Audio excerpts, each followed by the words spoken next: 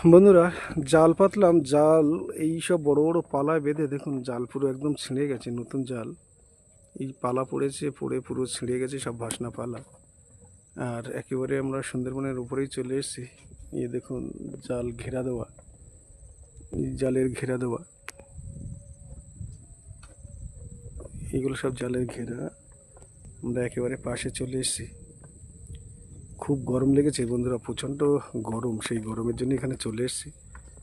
আর মাথার অবস্থা দেখছেন, দেখাচ্ছে পুরো, মানে এতটা গরম লাগছে, প্রচণ্ড গরম।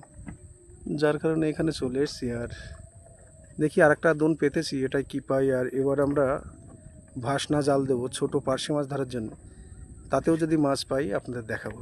আপনারা দেখতে থাকুন। এই দোন তুলে দিচ্ছি, আর এটাই মাছ পাচ্ছি না বলে তুলে দিচ্ছি।